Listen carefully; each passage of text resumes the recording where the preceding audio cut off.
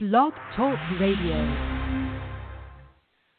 Ladies and gentlemen, thank you for joining us. This is Armando F. Sanchez. I'm the CEO, Armando F. Sanchez Productions. We have another outstanding program today to highlight an upcoming panel that's going to be at 9:50 in the morning.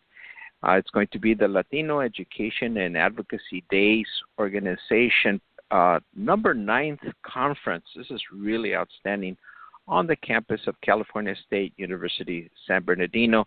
Applause to Dr. Murillo and all his wonderful staff for putting this wonderful conference every year together. This year is special. This year is very special. This year it highlights specifically women, Latinas in education.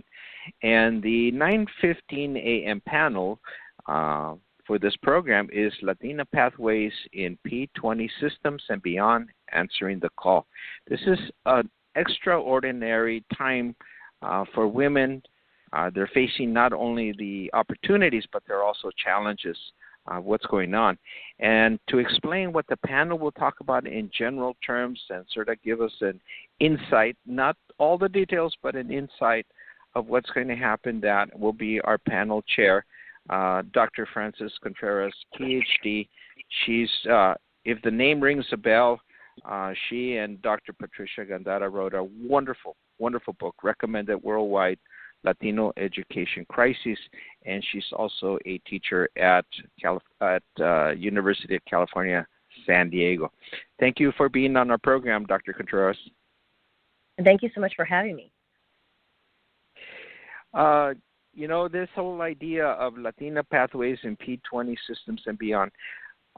First of all, as I'm reading this, I'm not sure what P-20 is, so I'm sort of a little bit into that, and hopefully that'll be covered into the panel. But as well, tell us what this panel will cover and why it's so important for people to be there and also to watch webcasts around the world. Sure, thank you. And thank you, Armando, for the work that you do to highlight Latino issues, both nationally and internationally. It really is a service to our community.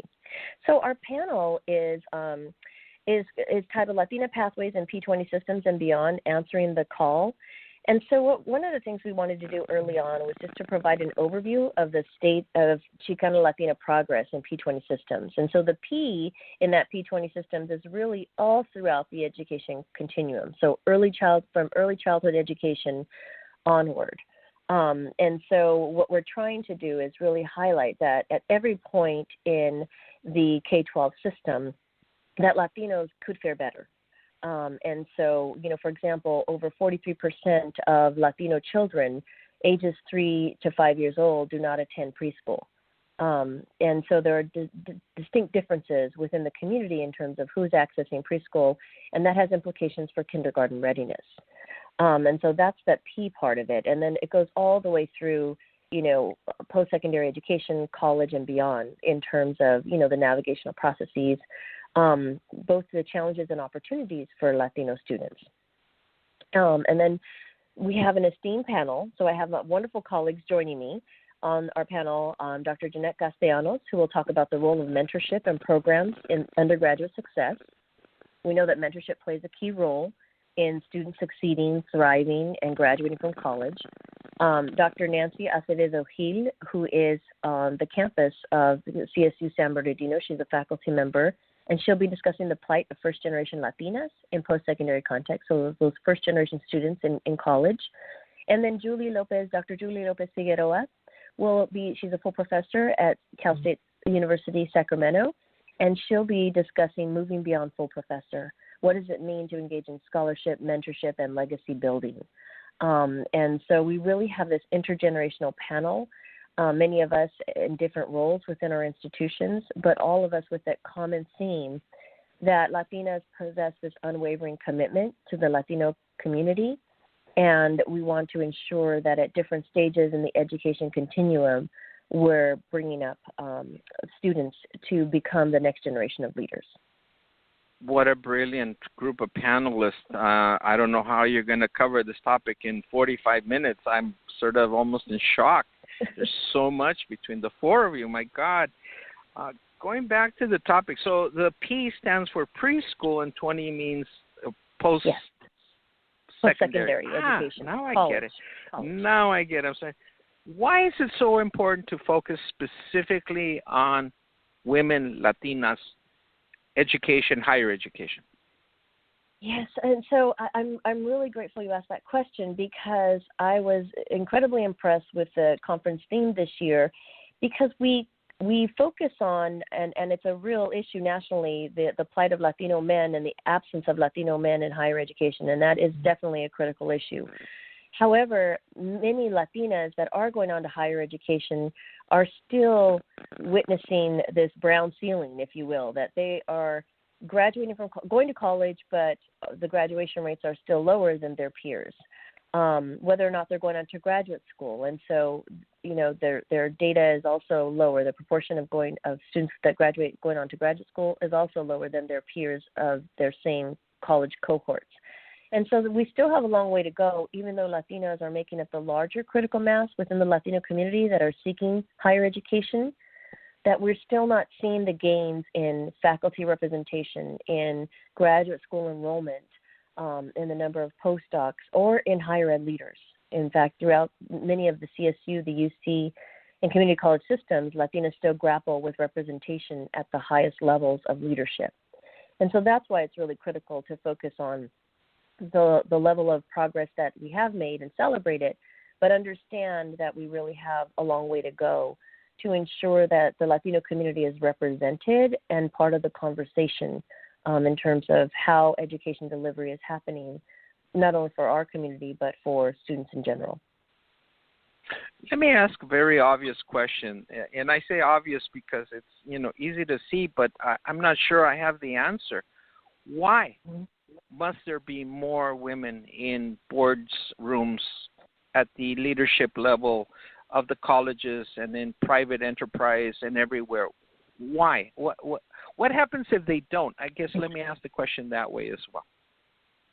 Well, I'm glad you asked that question. Well, as it pertains to education, one of the issues I also wanted to raise today was the fact that in California's witnessed unprecedented demographic growth, as we've noted and you've noted on previous shows. But what scholars have yet to frame, and a number of us are starting to do this, is that what California is dealing with is that every public system of education are now HSI systems, meaning the K-12 system has 54% Chicano Latino students. The CSU system, 98 out of 113 community colleges are HSIs, which is 25% or greater Latino student enrollment.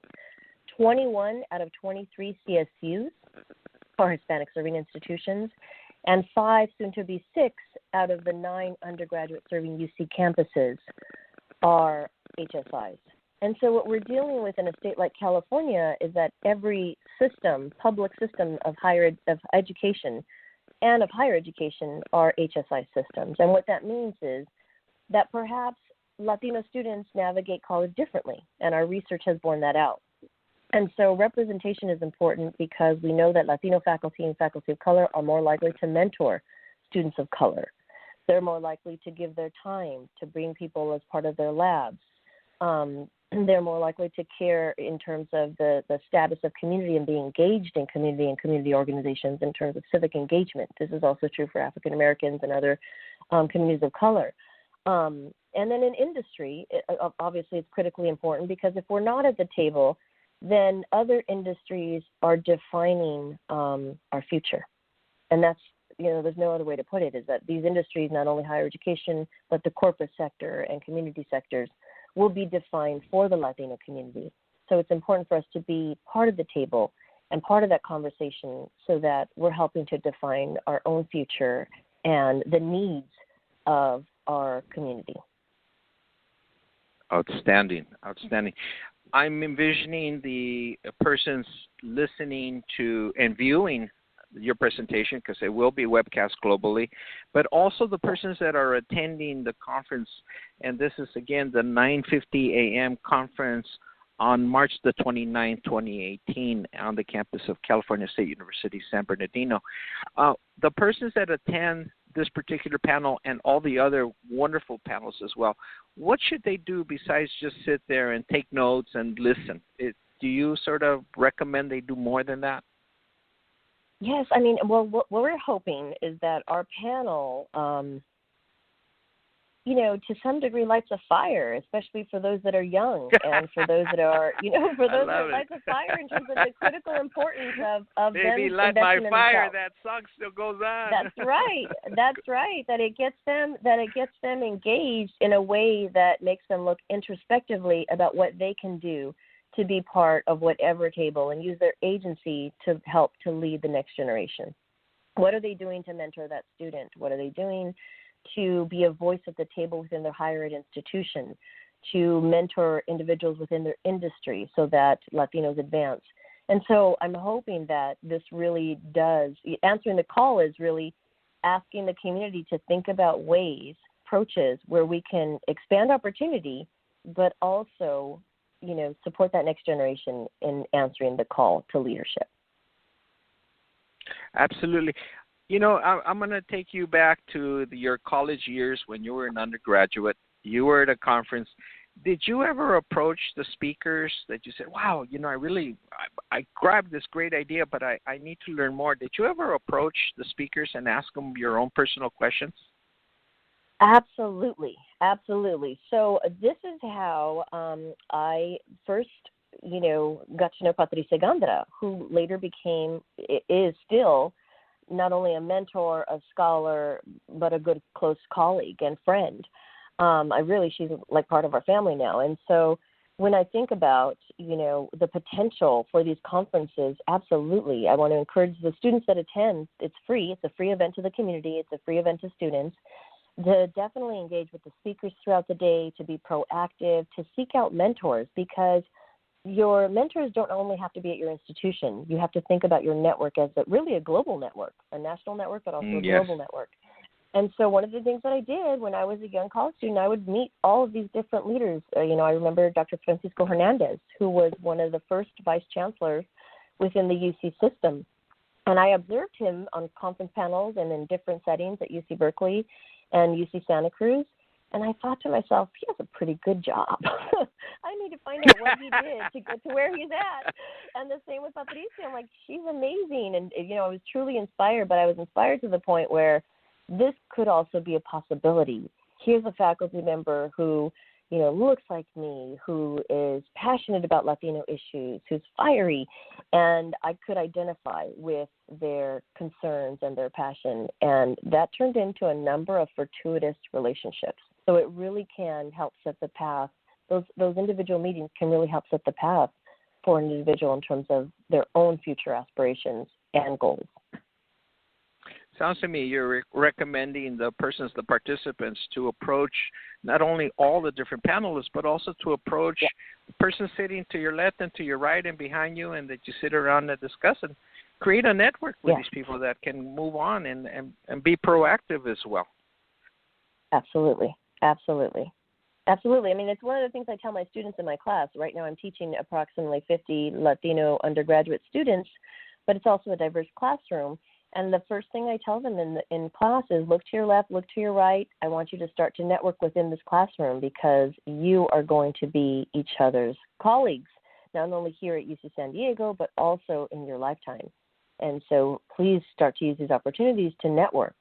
You're learning together, you're breaking bread together because I bring some pan dulce or I bring goodies. But they're also, they're also part of this generation where the issues that we're facing today, if we don't make headway, they're going to be that generation to grapple with the very issues we're dealing with. Well, as we're seeing that right now with the high school students marching out of the schools for a gun ban issue, so we can see the importance of them being more proactive, and we applaud the activity that they're just taking on their future as well. As we're getting close to the closure, unfortunately, of the program, I'd like to ask you, do you see hope in the future? Do you see that the students, the participants that attend this conference, will they walk away with a sense of hope? Absolutely. I believe that, the participants and those that are watching, it being broadcast live or live streamed will really be inspired. As I noted, our panelists are all high-achieving women, but all trendsetters and leaders within their own respective realms. And I think that not only with our panel, but throughout the day, the course of activities, they'll be inspired and moved not only by the personal stories, but also by the data.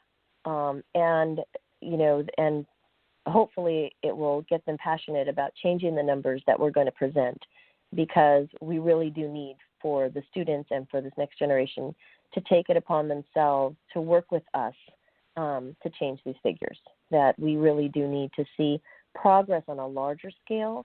And so being part of that solution is really important, I know, for not only Enrique, the leader of the event, but also for all of the panelists. And that's why we're donating our time and donating our resources and coming together to say that we want to invest in Latinas, but we also want to invest in our community.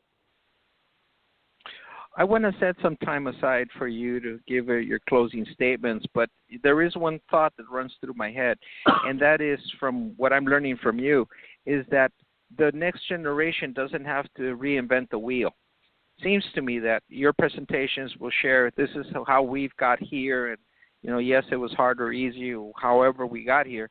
Now you take on the baton and continue, but you don't go back to square one. It's like, keep it from here and move forward. That's what I'm hearing from you. So I'm really I agree. So, yes, there are a lot of things that have happened. There are a lot of efforts. In the UC system, we are convening all of the leaders across the UC campuses that are and trying to think about succession planning for Chicano Latino leaders within the UC system. We recognize this is an issue. We recognize the data looks worse than it did 20 years ago. And so we're taking it upon ourselves collectively as a group to make some inroads and to move the issues forward. So I definitely agree with the fact that there have been there used to be the Chicano Latino Convocation, a number of public events that serve students, faculty, and engage with the policy community. Those are efforts that were fabulous ideas. Ed Apodaca, Roberto Otto, really John Gamboa, really longstanding leaders within the community. And we want to bring some of those efforts back, because they served our community well. Out of that came a whole generation of not only faculty, but community leaders and nonprofit leaders. Well, I definitely feel hope.